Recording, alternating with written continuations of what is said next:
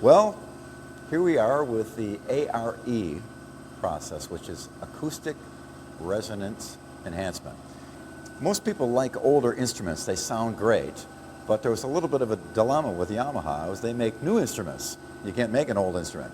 So they went on quite a course of research and an adventurous research into how can we make wood behave and sound the way old wood does. And they did come up with an actual process that they can do that, which is the A.R.E. process.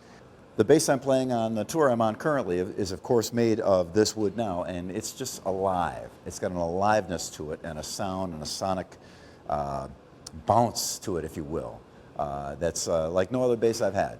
I love all my Attitude basses, the earlier ones as well, but this new one with this process really puts it over the top. Wood has, to some degree, even old wood has sap in it from when the tree was alive. And as the wood ages, it crystallizes and changes the whole character of the wood. And that's why old instruments sound so great. And that's one of the things that happens with the A.R.E. process on this wood.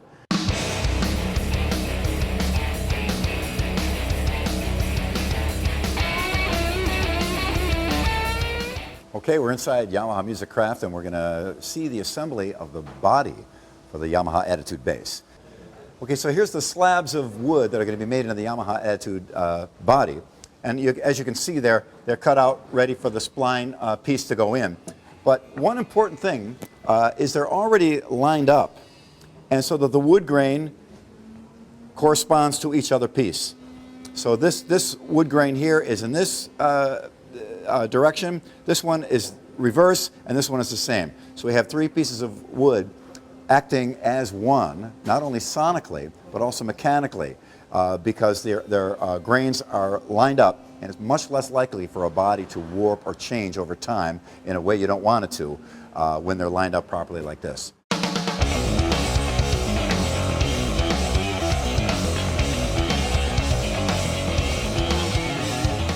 Here we are with yet another step in the process. This gentleman here is going to be drilling some holes in the body, very special holes that I'll explain to you. The other ones were done a little bit different. Inside we had some bolts holding it, the neck on the body. It was a solid, rock solid, great neck to body joint, the best that I know of. But now, this time we actually took it a little bit farther. We got three bolts going in the back into the neck, as you'll see as we move along. But these two, you see that it was on an angle. They go in on an angle so that the neck is grabbed by two screws and its end grain is pulled to meet the end grain of the slot inside the body. So it's almost like it's a one-piece instrument.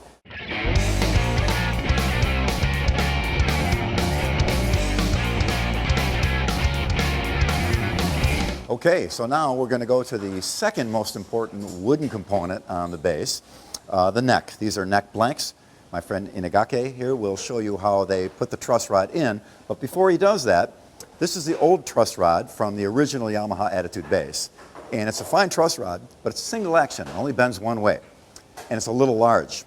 The new truss rod is double action, bends both ways. It's smaller and allows us to use more wood and less metal, which of course makes it a finer instrument. So Inagake here will show you how they do this. And a truss rod is very important because that keeps your neck aligned. Sometimes as the weather gets wet or dry or hot or cold, the neck can change. You might need to do a little tweak once in a while. And the truss rod allows you to do that. And the newer truss rod makes the bass a little bit lighter, makes it infinitely more adjustable by the double action truss rod, and results again in a bass that's easy to adjust so it can be made to play easier, and of course it sounds great.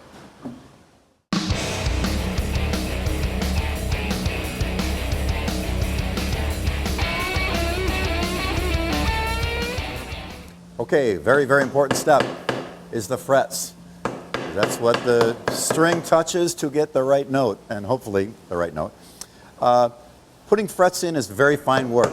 I've done all my own work on my basses, except for refretting, because it really requires supreme craftsmanship. And the frets he's putting in now at the very top, the top 5 frets are actually smaller fret wire than the frets below it.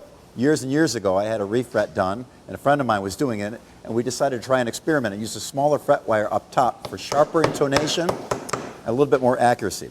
So that's one of the features the Attitude bass has always had. The top 5 frets are smaller fret wire.